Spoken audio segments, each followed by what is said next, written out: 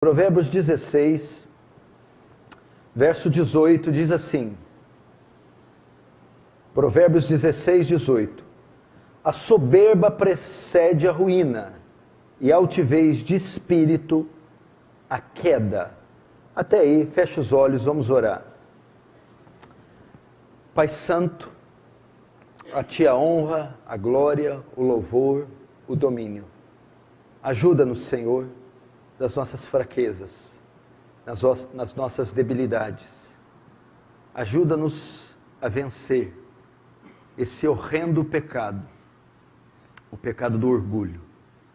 A parte da sua graça, da regeneração que há no teu espírito, da sua palavra que é a espada de dois fios, não temos a menor chance contra esse mal.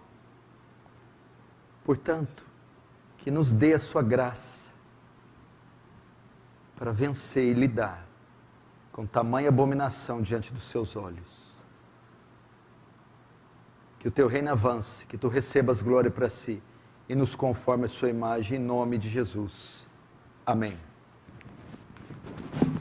Vai tentando aí que não está bom não, viu? Irmãos, perdoe a falha, né, a questão da mesa aí, mas uma hora a gente consegue. O tema da minha mensagem essa noite é sobre o pecado dos pecados, o maior de todos os pecados, o pecado mais abominável que a Escritura menciona, o pecado do orgulho, soberba, altivez. Nós vivemos em um mundo hoje, irmãos, o pecado do orgulho sempre esteve presente na história da humanidade. Haja vista os primeiros capítulos de Gênesis, você vai ver que a queda do homem se deu desde os primórdios da humanidade através do orgulho. O orgulho já estava ali presente. Entretanto, o mundo de hoje, o mundo que nós vivemos, o mundo moderno, ele é feito para incitar ainda mais esse pecado. Então vivemos em uma sociedade, em um mundo, onde tudo que fazemos, tudo que nos envolve, trabalha para favorecer o pecado do orgulho, para incitá-lo, exercitá-lo. E nós, como cristãos, nós não estamos indiferentes a isso. Esse pecado é um pecado que dioturnamente sonda os cristãos. Está ao nosso derredor muitas das vezes. E os cristãos que não sabem dominar ou lidar com esse pecado têm caído em grande transgressão. Podemos até dizer que os crentes modernos, que a igreja moderna é muito parecida com a igreja de Laodiceia, uma igreja soberba, arrogante, vaidosa. Por esse tipo de mensagem ter saído dos púlpitos, pela falta do ensino dos atributos de Deus, pela falta do ensino da depravação do homem, os cristãos têm cometido esse pecado, muitas vezes sem sequer saber que o cometem. Entretanto, ele está presente entre os cristãos, no meio do povo de Deus. E nós devemos, como combatemos o diabo, como combatemos Satanás, combater o pecado do orgulho com todas as nossas forças, porque ele é a causa da desgraça e da ruína da igreja moderna e de milhares e de milhões de cristãos. E você que está sentado aqui, provavelmente tem problema com orgulho, porque não há um só ser humano na face da terra, e nenhum cristão, por mais regenerado que seja, que não lute com orgulho. Vamos para a definição de orgulho. Orgulho, uma das definições é atitude de autoexaltação. Atitude ao indivíduo que a si mesmo se exalta. É um conceito de superioridade, aquele que se acha superior aos demais. Orgulho também pode ser definido por aquele que possui uma imagem elevada de si mesmo. é aquele que pensa ser mais do que é. E o orgulho também é definido como estado de independência espiritual de Deus. O orgulhoso, direto ou indiretamente, ele vive numa posição que ele independe de Deus. Vamos ver alguns desdobramentos do orgulho. O orgulho, para você ter uma ideia, ele é o pai de todos os pecados. A Igreja Católica chamou o orgulho de pecado capital. Um pecado de onde todos os outros procedem. E de fato, o orgulho é a essência de todos os pecados. Os puritanos chamavam o orgulho de a víbora do nosso coração, a serpente, a cobra venenosa. E ele é o pai de todos os pecados. Se você notar, o adultério, a mentira, o roubo, os pecados de imoralidade sexual, a ira, todos estes, antes de serem cometidos, passam pelo orgulho. Por que mentimos? Por causa do orgulho. Por que nos iramos? Por causa do orgulho. Todos os pecados passam por orgulho. Outro puritano disse, raspe qualquer pecado na superfície e encontrará o orgulho. Provérbios 13:10 diz que da soberba só provém a contenda. Toda sorte de males vem do orgulho, vem da soberba. Nós também podemos ver o orgulho na história da igreja, na história da humanidade. Foi por orgulho que Satanás se rebelou contra Deus nos céus. Foi o orgulho que motivou os anjos caídos a pecarem contra Deus, se rebelando contra ele também. Foi o orgulho a causa da queda de Adão. Porque a proposta foi, se você comer do fruto, vocês serão como Deus. A queda da raça humana se deu por orgulho. O orgulho, então, foi a causa dos dois primeiros pecados. Primeiro do céu, segundo da terra. Primeiro no céu, foi o orgulho a causa da queda do diabo, porque ele queria ser igual a Deus. Isaías 14, subirei às mais altas nuvens e acima do trono do Altíssimo colocarei o meu. Contudo será lançado para baixo. Fala de Satanás. Então, o primeiro pecado no céu, a causa da queda do diabo, foi o orgulho. E o segundo na terra. Adão e Eva também foram tentados a serem iguais a Deus. Foi o orgulho a causa da queda. No Novo Testamento existem 3 palavras gregas que transmitem a natureza e as características do orgulho. Preste atenção. A primeira palavra grega é alazoneia, que dá a ideia do presunçoso. É a presunção em palavras. É aquele tipo de ser que demonstra soberba por meio das palavras. É aquele que usa as palavras em benefício próprio, em seu próprio benefício. Segunda palavra grega do Novo Testamento é hiperefania. Esse é o arrogante ou o soberbo. É aquele que tem uma visão elevada ou exagerada de si próprio. Pensa ser mais do que é. E a terceira palavra grega para orgulho no Novo Testamento é o hibris, que quer dizer insolente ou injurioso nas atitudes. É aquele que representa o orgulho em atos, em atitudes. É o tipo de orgulho que leva a pessoa a agir de forma desdenhosa contra os seus semelhantes. Então, uma para se referir ao orgulhoso por palavras, o outro pela arrogância e o outro que desdenha do seu próximo. O orgulho também assume algumas formas específicas. Tem várias formas que o orgulho assume. E eu vou deixar aqui pelo menos 3.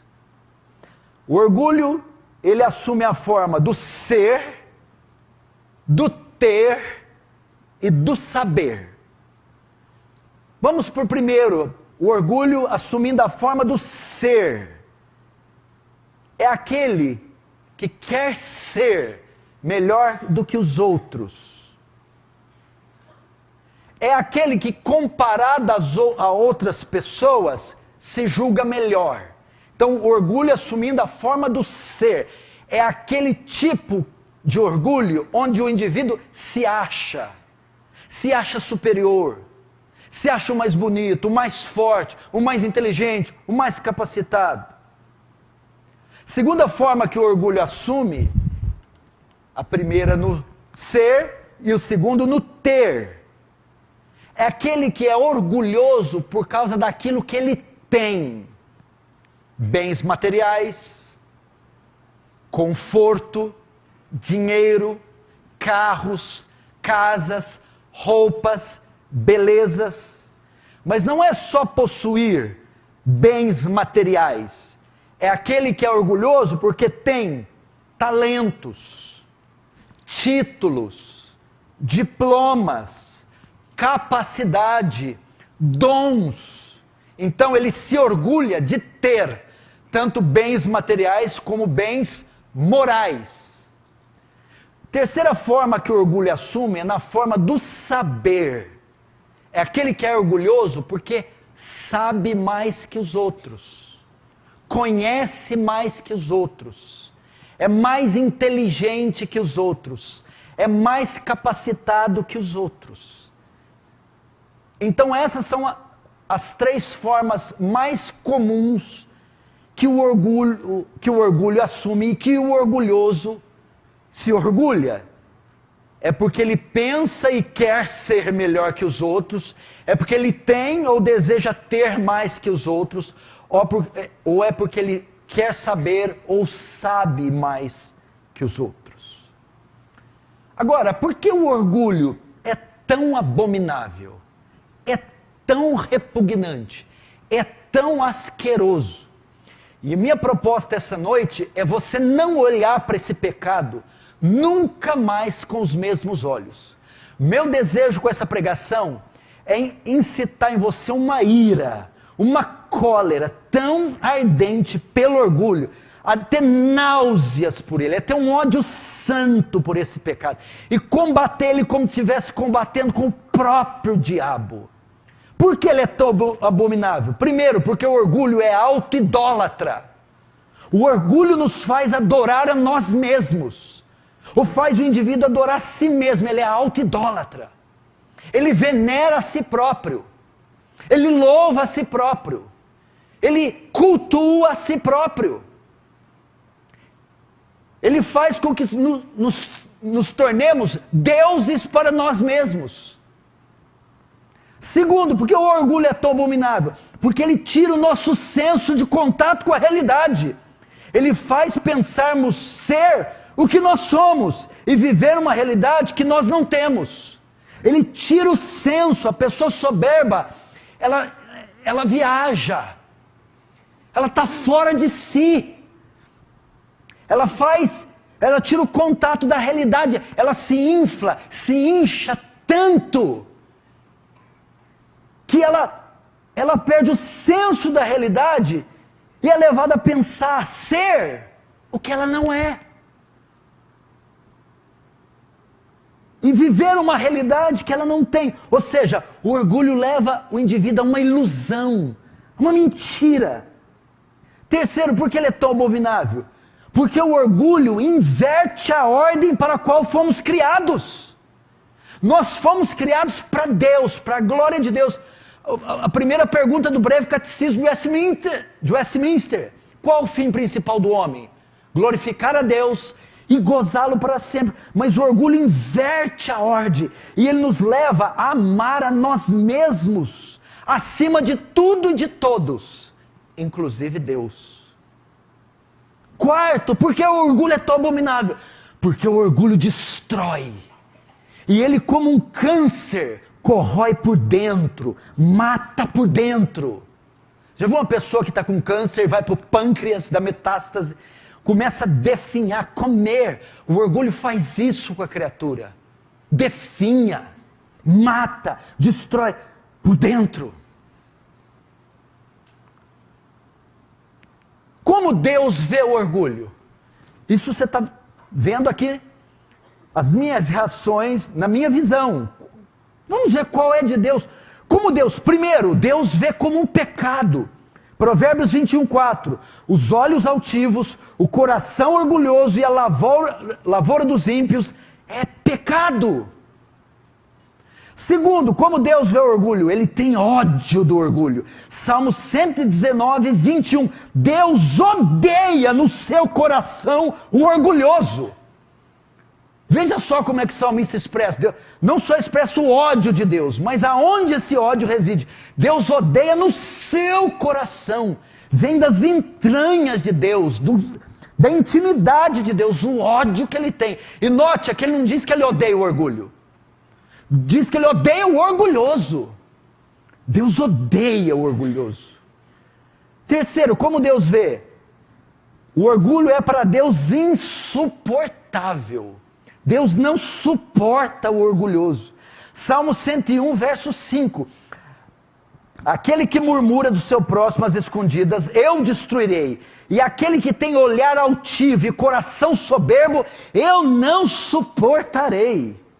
Deus tem náuseas, asco, nojo, ira do orgulhoso, do soberbo. Como Deus vê o orgulho? Primeiro, como um pecado, ele tem ódio, é para ele coisa insuportável, é para ele uma abominação, é uma das palavras mais fortes da Escritura, no tocante a algo negativo. Provérbios 16:5, a abominação é ao Senhor, todo altivo de coração. O que é a abominação? Vamos lá, por mais duro que você seja, eu vou falar algo assim. Suponhamos que você encontre um serial killer. O que é? Um assassino em série, um maníaco, um monstro, um psicopata, que pega 15 crianças, meninas do sexo feminino, de 3 anos, as violenta, abusa sexualmente e degola as 15. Você chega lá e vê a cena. Isso é uma coisa o quê? Abominável. Abominável. Abominável, inconcebível. Deus vê o orgulho assim como algo inconcebível, abominável, asqueroso. E quinto, e a pior das tragédias para o orgulhoso, Deus resiste o orgulhoso. Tiago 4,6. Antes dá a maior graça, portanto diz, Deus resiste aos soberbos, mas dá graça aos humildes. Deus resiste. Sabe o que quer dizer essa palavra no grego, resiste? Se opõe. Se é usada numa batalha militar. E quando um exército se opunha a outro e combatia contra ele. O Senhor está dizendo aqui que aos soberbos, ele luta contra, ele combate contra. Deus luta contra o soberbo, resiste, se opõe ao soberbo, entra em uma peleja com o soberbo. Você está vendo como é que é esse pecado? Imagine um soberbo dobrando os joelhos e orando.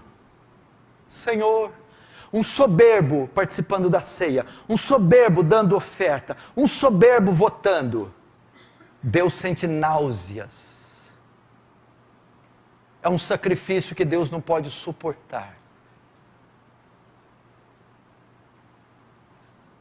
E os grandes homens do passado sabiam disso, que não é coisa para... mas tem gente santa, né, que não... Não. Os grandes homens do passado sabiam que não eram imunes ao pecado da soberba. O fato de eu estar aqui pregando não me faz imune à soberba. Aliás, me faz mais alvo dela do que você que está escutando. Olha como os grandes homens viam o pecado da soberba.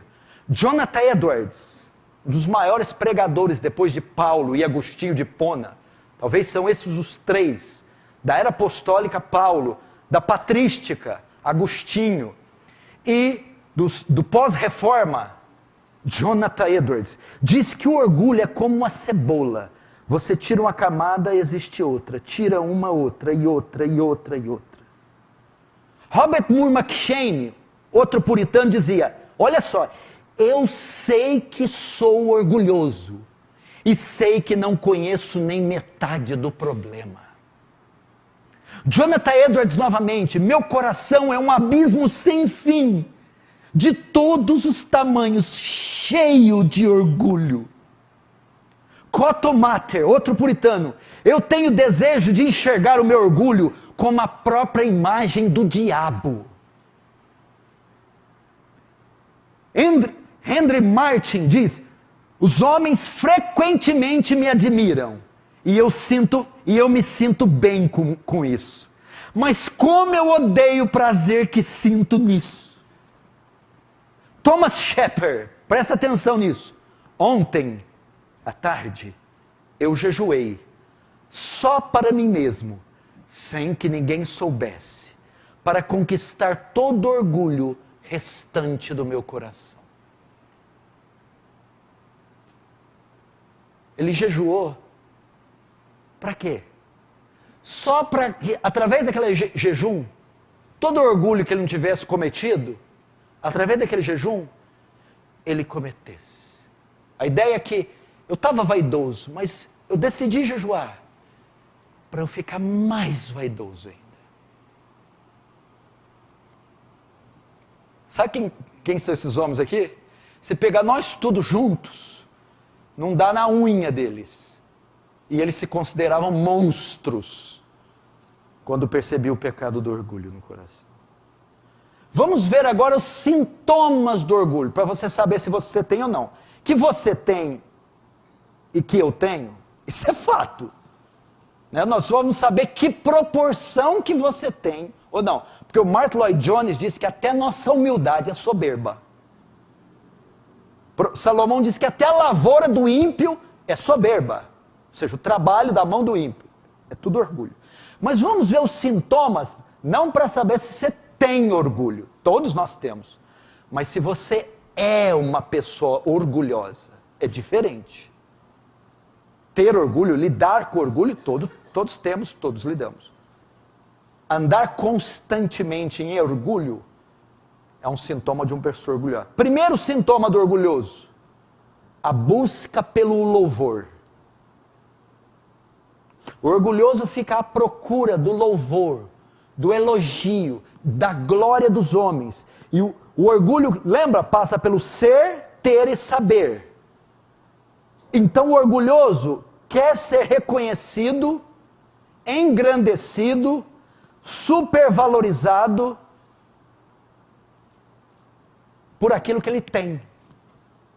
E ele busca o louvor. Primeiro no saber. É aquele que é capacitado com o dom de saber. E ele busca louvor por isso. Ele anda à procura de elogio, de louvor, pelo conhecimento que ele tem.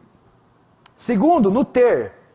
Qualquer coisa que seja motivo, qualquer coisa que ele tem, que seja motivo de se elevar, ele busca o louvor por isso. E no ser, as posições que ele ocupa, o prestígio que ele tem, em qualquer lugar, ele busca louvor por isso. Então esse é o primeiro sintoma, a busca pela glória, pelo elogio, pela exaltação, por aquilo que ele sabe, que ele tem e que ele é. E ele se alimenta disso, do louvor. Olha Mateus 23, 5, 7, Jesus exortando eles. Os fariseus fazer, olha só, destaque, ter, ser e saber. Eles fazem essas três coisas a fim de serem vistos pelos homens, pois trazem largos filactérios, alargam as franjas das suas vestes e amam os primeiros lugares nas ceias e nas primeiras cadeias. e as saudações na praça. Tá? Para que eles fazem tudo isso? Com o fim de serem chamados pelos homens Rabi, Rabi. Fazem com o fim de serem elogiados. Rabi aqui é a palavra para mestre. Querem ser louvados. Por isso Jesus diz, quando você tem, quando você sabe, quando você é, não saiba a sua mão direita o que fez a esquerda. Quando der esmolas, não sai e toque trombeta. O Senhor está dizendo o quê? Não expresse essas coisas. Não busque elogios, louvores, pelo que você tem, sabe e pelo que você é. Que tudo isso seja oculto. Segundo sintoma, então esse é o primeiro, busca pelo louvor. Segundo, espírito crítico. O orgulhoso critica qualquer um que ameace a sua posição no ter, ser e saber. Ele critica qualquer um, ele sempre vai criticar o inteligente, aquele que é mais inteligente que ele. Ele vai lançar uma crítica. Rapaz, a moça, o homem, cheio de qualidade, ele não consegue ver qualidade. Ele consegue daquela pessoa cheia de qualidades, ver defeitos. Ele critica o piedoso. O irmão é quebrantado, piedoso, tem qualidades espirituais que ele não tem. Entretanto, ele vai dizer hipocrisia, farisaísmo. Ele critica o talentoso, que tem dons e talentos que ele não tem. E ao invés de elogiar aquele que tem dons que ele não tem, ele o critica. E ele critica o abençoado, aquele que é abastado, que tem coisas, posse de coisas, que ele não tem. Espírito crítico, não sabe elogiar, só sabe criticar. Por que ele critica? Porque esse indivíduo que se depara com ele, ameaça a posição dele no ter, ser e saber, ou seja, tem mais que ele, sabe mais que ele e é mais que ele. E como ele é soberbo, ele não aceita isso. E ele vai ter uma dificuldade muito grande de tecer alguma espécie de elogio. Mas críticas fará com riquezas, fará com abundância. O soberbo, ele é assim, ó, meu Deus. Ele se satisfaz quando ele sabe que outros foram criticados, ou que se deram mal, nas áreas que competem conosco. Por exemplo, você é da música, tem alguém que canta melhor que você. Aí você soube que a apresentação dele foi um vexame, orgulhoso. Epa, eita glória. Ou quando ele recebe uma crítica. O soberbo se satisfaz. Presta atenção. Quando outros, aqueles que competem com eles nas mesmas áreas, se deram mal. O soberbo se satisfaz com isso. Fulano foi comprar um negócio, comprou estragado. Oh, glória. Ainda fala glória ainda. Fulano foi fazer uma coisa, foi ter uma apresentação, a apresentação saiu ruim. Então naquilo, no ser, ter e saber. E se nessas áreas tem alguma delas que competem com o orgulhoso, ele se satisfaz quando alguém foi criticado ou se deu mal. O orgulhoso, o orgulho nos faz julgar quem tem, quem sabe, quem é mais que nós. Veja o exemplo dos fariseus, Lucas 11, 14 e 15. Estava Jesus expulsando um demônio, o qual era mudo. E aconteceu que saindo o demônio, o mudo falou, e maravilhou-se a multidão. O que Jesus fez? Expulsou um demônio. Os fariseus não conseguiam fazer isso. Quer dizer, no ter, Jesus tinha mais poder que eles. Jesus fez o mudo falar. Tinha mais conhecimento que eles. E Jesus é aclamado pela multidão, era mais que eles. Então veja só, Jesus vem, estava ele expulsando o demônio, qual era mudo, e aconteceu que saindo o demônio, o mudo falou, maravilhou-se a multidão. Jesus se destacou no ter, no ser e saber. Agora os fariseus, que eram soberbos, mas alguns deles diziam, ele expulsa demônios por Belzebu, príncipe dos demônios. Ficaram morrendo de inveja, tomados de soberba. Apareceu um rabino que fala melhor que nós, conhece mais que nós, tem mais poder que nós e é mais prestigiado que nós. O que eles fizeram? Espírito crítico. Teceram críticas em Jesus. O soberbo é assim.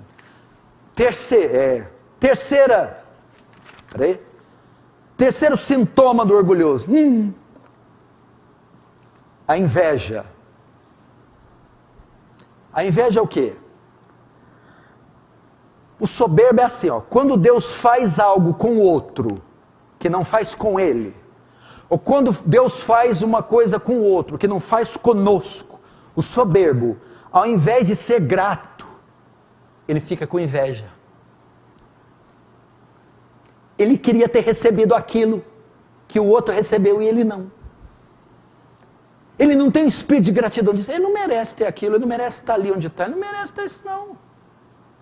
Ele não fala, mas dentro dele é eu que mereço. Ao invés de sermos gratos, somos invejosos. Ao invés de nos alegrarmos, nos entristecemos. O soberbo, ao invés de se alegrar, meu Deus, o marido está sendo condecorado, a mulher foi elogiada, os filhos ganharam o prêmio, o soberbo se entristece. Sabe por quê?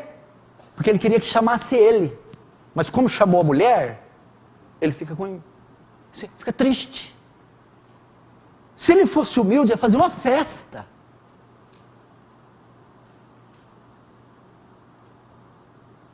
É inveja. Ao invés de nos humilharmos pela lição, nutrimos ódio. Como assim humilhar? Nossa, aquela pessoa sabe mais que eu, foi condecorada, recebeu o que eu não tenho capacidade. Se humilha, aprende a lição. Olha só, Mateus 27, 17, 18. Portanto, estando eles reunidos, disse-lhes Pilatos, qual quereis que vos solte? Barrabás ou Jesus chamado Cristo? Porque Pilatos sabia que por inveja o haviam entregado. Olha o que motivou a inveja. E quem é o pai da inveja? A inveja é uma filha. Filha da soberba, do orgulho. Orgulhoso tem inveja.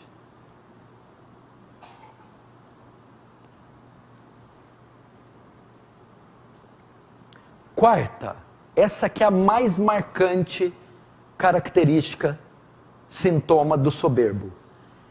Resistência à correção. O soberbo não gosta de ser corrigido, repreendido. Contraria um soberbo para você ver. Você já viu aquele touro Nelore? Você já viu ele fazendo assim para trás e bufando? Resistência à correção. O orgulhoso não permite que haja repreensão, mesmo que ela seja justa. O orgulhoso não admite seus erros. Você errou. Admite. Não, é que você não viu. Pera aí lá, você não está entendendo. Ele não admite os seus erros. Terceiro, o orgulhoso se justifica constantemente. Ao invés de admitir uma falha clara, ele justifica seus erros. Ele tem justificativa para tudo. Ele jamais se humilha, confessa ou admite que errou. Quarto, ele não aceita correção. Olha só, escuta aqui. E quando ela acontece, ele tem reações no comportamento, tais como, vamos lá. Então o quarto sintoma é, o sintoma de um orgulhoso, ele não resiste à correção. Ok? E isso passa pelo quê? Mesmo quando ela é justa, ele não aceita. ele não admite que está errado e se justifica. Agora, quando a repreensão ocorre, ele não aceita, mas olha a forma com que ele se comporta, mostrando que ele não aceita. Quando acontece, existem reações no comportamento, como, primeiro, o endurecimento do coração.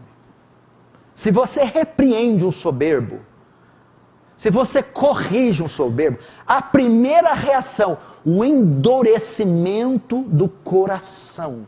Lembra uma das figuras mais soberbas do Antigo Testamento? Faraó. Moisés vinha que com a palavra de Deus e repreendia Faraó. Olha como ele respondia, Êxodo 7:13. Todavia, o coração de Faraó se endureceu e não os ouviu, como o Senhor tinha dito. Ele endurece. Diferente do humilde que quebranta. Você fala, ele quebranta. Você repreende, ele quebranta, ele baixa a cabeça. Ele não justifica. Ele admite os erros. Ele aceita a correção. Soberbo não. Endurece. Segunda reação do soberbo com a repreensão. Ele responde com violência e muitas vezes com agressão. Você lembra de Josafá, quando foi fazer aliança com Acabe? Os dois para entrar numa empreitada militar? Aí Josafá falou, peraí, não vamos entrar ainda não. Vamos procurar um homem de Deus para ver, um profeta. Aí tinha um homem, Micaías. Aí sabe o que Micaías fez? Chegou na presença de Acabe, do rei, e de Josafá, e repreendeu o rei. Sabe o que aconteceu com ele? Soberbo que era, olha como ele respondeu à repreensão. E Micaías diz assim, e o Senhor pôs o espírito mentiroso na boca dos seus profetas. Então Zedequias, filho de Quená, aproximou-se e deu um tapa no rosto de Micaías. E o rei de Israel disse, ponham este homem na prisão, a pão e água, até que eu volte. Respondeu à repreensão com violência e agressão. Você quer deixar um homem, um soberbo furioso, repreende ele. Contraria ele. Ele vai soltar fogo pelas ventas e vai responder à repreensão. Porque não tem saída legítima. Você pegou ele com a mão na massa. É nítido. Como é que ele vai suprimir a sua repreensão? Com violência, ira e até agressão. Terceiro comportamento do soberbo, quando ele é repreendido, isolamento. É assim então? Ninguém me quer? Eu estou errado?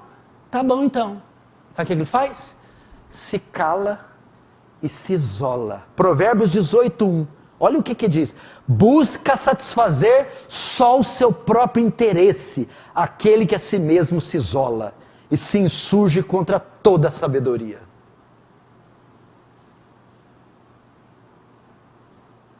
Quarto sintoma, resistência à correção. Todavia, quando ela acontece, ele tem 3 reações. Endurece o coração, responde com violência ou até agressão, e ele se isola. O exemplo é o rei Manassés. 2 Crônicas 33:10. E falou o Senhor a Manassés e o seu povo, porém não deram ouvidos ao Senhor. Olha o que Spurgeon diz, igreja. Valorizem muito um amigo de vocês que apertem e corrijam fortemente vocês. E repreendam vocês.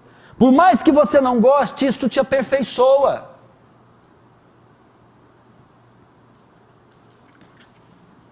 Quantos estão entendendo aí? Diz amém. Amém. Você não está soberbo porque você está entendendo não, né? Como é que estão os sintomas aí? Já está terminal, só está no início? Ou já está ali, pi, pi, pi? A coisa aqui é feia. Você imagina eu pregando aqui, eu só estou pregando e vendo eu aqui, ó, a minha carinha em cada tópico aqui.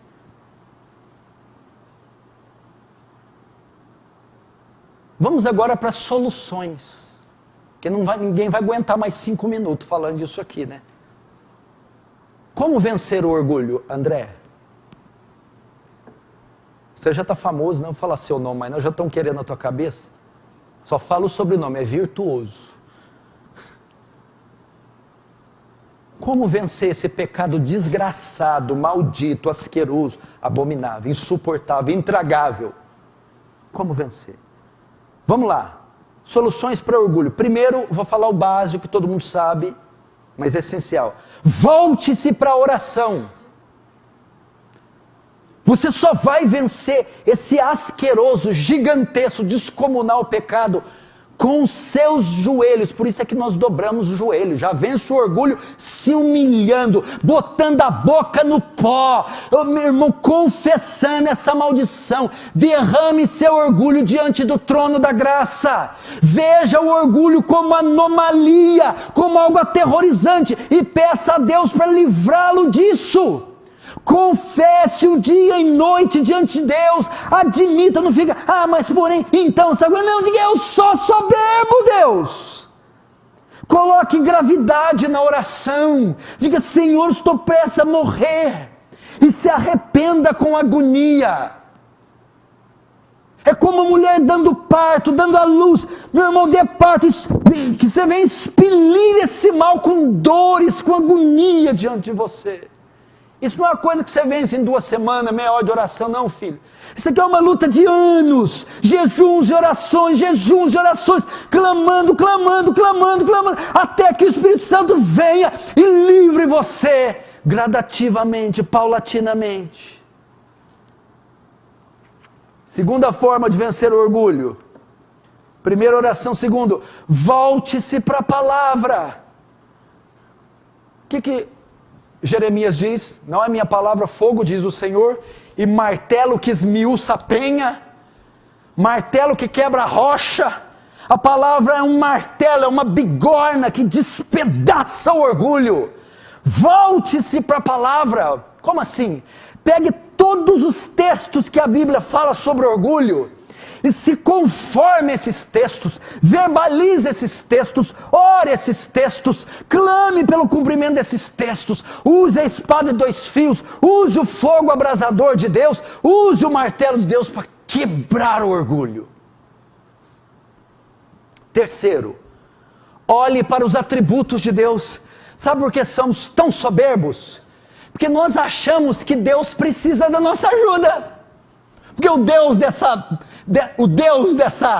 dessa igreja mequetrefe, neopentecostal, é um Deus que você precisa pôr ele na parede, ele está assustado.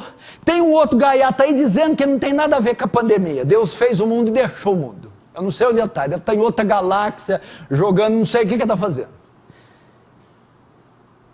Então o Deus dessa igreja moderna é tão pequenininho, fracote, barrigudinho, tão feinho, que o homem se acha no direito de estar numa posição que não tem.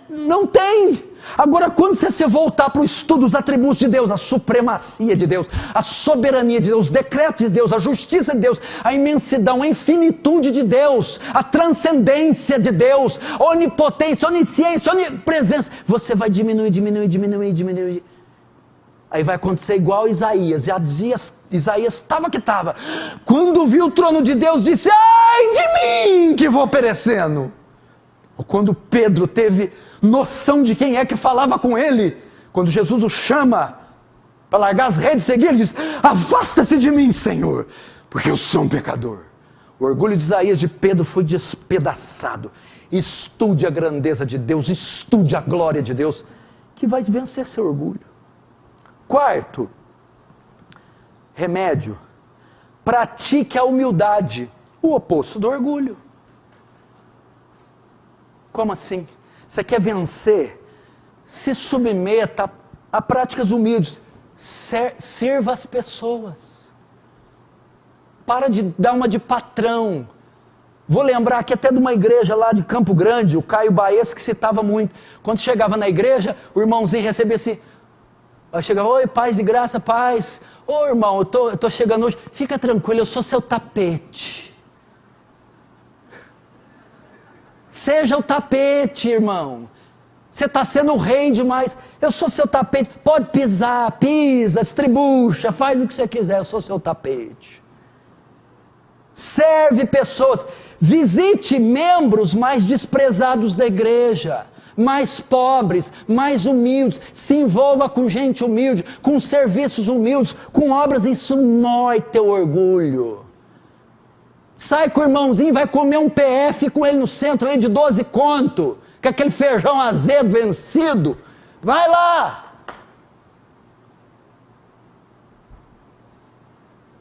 Tu precisa comer, você já comeu, você está acostumado a comer o quê? Picanha, contrafilé, você tem que comer a havaiana, é uma delícia. Sabe que a carne parece uma borracha?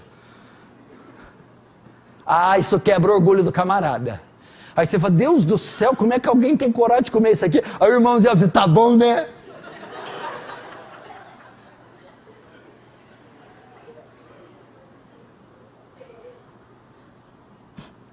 Visite asilos, periferia. Olha só, vá até centros que mostram uma realidade diferente da sua. Quanto mais você serve outros, mais você se esquece de você. Quinto remédio para vencer o orgulho, esse é muito importante. Tenha alguém para prestar contas. O orgulhoso geralmente é carreira solo. Não tem o texto lá, porque dele, por ele, para ele são todas as coisas. Por mim, de mim, para mim são todas as coisas. O que é isso? Tenha alguém que possa identificar seus erros, inclusive seu orgulho. Procure alguém que você, com humildade, possa pedir que faça uma avaliação de você. Tem que chegar, sentar, fala aí, pastor, pode falar, não fica com rodeio não, já vai na jugular, pastor. Imagina se falar isso para mim, eu já vou sem mandar. Lutador de jiu-jitsu, imagina. Então alguém que você possa procurar com humildade e pedir, faça uma avaliação de você. Tem alguém que fale verdades para você, que seja franco e sincero. Não busque aqueles que falam o que você quer ouvir. Tem irmão que busca esse. Ah, vou aconselhar não, o que é pastor? Por quê? Porque ele fala a verdade. Não há nada que trate mais seu orgulho do que ter alguém para prestar contas.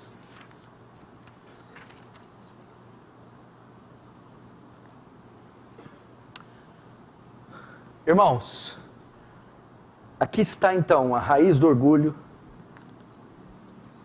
seus sintomas, a causa e a solução. Só repeti-las de novo, porque eu fiquei muito tempo na enfermidade. Na cura eu passei pouquinho, né?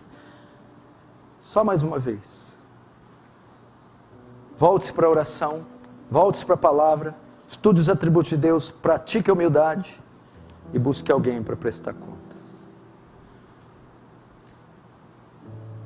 Eu vou terminar com uma lista que Richard Baxter e Joe Bick fizeram para identificar se uma pessoa tem esse problema ou não. Eu vou ler, eu encerro. Enquanto eu estiver lendo, preste muita atenção para você se identificar. Aqui estão algumas perguntas feitas por Richard Baxter, Joe Bick e outras pessoas para que possamos identificar o orgulho. Vamos lá. Você está sempre pronto a discutir com qualquer um que diga alguma palavra que o desonre? Se a resposta é sim, você tem um problema com orgulho. Você se inflama se sua palavra ou sua pessoa for contrariada? Se a resposta for sim, você tem orgulho. Você julga a humildade das pessoas como algo desprezível? Tipo assim, você acha que uma pessoa humilde é repugnante, nojenta? Você é alguém que não sabe se submeter a ninguém? Se a resposta for sim, você tem problema. Você não se humilha diante de ninguém, se arrependendo pelo seu erro e confessando seu pecado? Se for sim, você tem um problema. Você é dependente dos elogios dos outros? Você faz de tudo para receber um elogio? É dependente dos elogios dos pais, dos amigos, do esposo ou da mulher? Até fotos e postagens das suas mídias é com a finalidade de receber elogios? Você é o tipo de pessoa que não pode servir a Deus em um lugar simples, mas acha que se ajusta melhor às posições e às honras do serviço a Deus quando ele é acompanhado com prestígio? Você não está familiarizado com a falsidade e perversidade do seu coração, isto é, você não percebe o quanto é mal, ou não admite ser mal na profundidade com a qual você é, tem orgulho. Você está normalmente mais pronto a se defender do que acusar a si mesmo ou confessar sua falha? Você é o tipo de pessoa que está sempre mais pronta a ensinar do que aprender e a ditar aos outros o que fazer do que escutar as instruções deles? Isto é, você gosta de mandar e não de receber ordens. Você é o tipo de pessoa sempre pronta a doutrinar seus mestres, as ações dos governantes e seus irmãos em Cristo. Isso é, ninguém pode expor um erro seu para você. Não, melhor, ninguém pode expor nenhum erro para você, que você já quer dar logo um conselho. Você é o tipo de pessoa que valoriza o aplauso das pessoas e o seu coração pula de alegria quando ouve que outros muito te estimam? Você fica abatido quando ouve que alguém te despreza? Você ama aqueles que mais te honram e o seu coração fica ressentido com aqueles que você acha que te menosprezam? Você é o tipo de pessoa que precisa que seus caprichos sejam satisfeitos e seu julgamento precisa ser regra por meio da qual os outros devem ser julgados e que sua palavra precisa ser a lei para todos à sua volta? Se a resposta for sim, nós temos problema com orgulho. Irmão, aqui está uma pequena exposição desse horrendo mal. Eu quero começar assim. Qualquer resistência ao que foi pregado, você pode não gostar do método que eu preguei, do método, do meu timbre de voz, você pode não gostar. Agora, o que você não pode negar é que isso é uma verdade irrefragável, irrefutável da Escritura. Se você ouviu esse sermão com qualquer tipo de rejeição ou bloqueio, há uma evidência gigantesca de orgulho na sua vida. Essa palavra tem que tirar o nosso chão. Não há criança sentada aqui nessas cadeiras, ou quem me ouve, que não tenha este mal no seu coração. E eu vou te dizer mais, essa é a maior causa de condenação de pessoas. As pessoas que irão ao inferno irão por causa desse pecado. É pela soberba que muitos não vêm a Cristo, porque não admitem os seus pecados e não se curvam à ideia de ter que se humilhar a um Salvador. Que erraram o suficiente para serem dignas do inferno, para admitirem que são pecadoras, e elas se mantêm obstinadas e alheias à graça salvadora de Cristo por causa da soberba. Ela meu irmão, ela leva à queda e à ruína. A soberba precede a queda, e a altivez de espírito a ruína. Quantos homens da nossa nação não caíram pela soberba? Se você olhar os pregadores que caíram em pecados sexuais, antes eles confessaram que foi a soberba.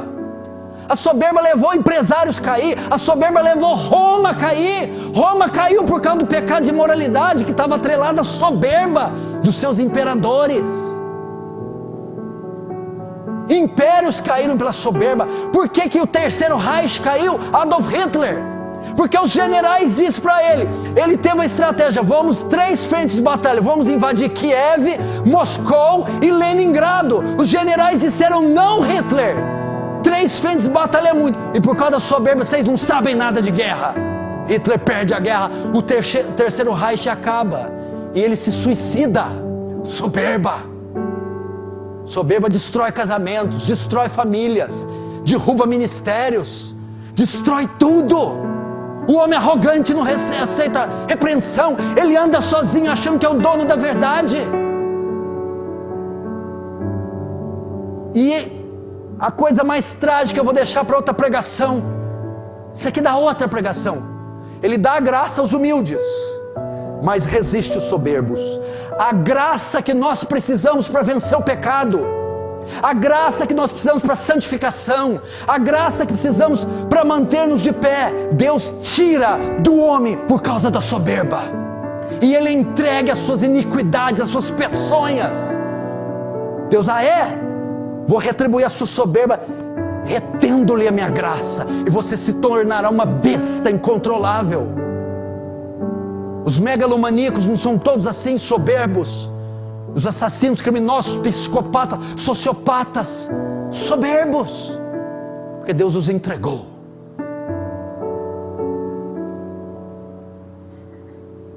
Se você quer se ajoelhar, arrancar esses pisos com seus dentes, morder nessas cadeiras, derramar copiosas lágrimas de modo que vai molhar todo esse piso, se você precisa de uma oportunidade para isso, ou de estímulo, aqui está.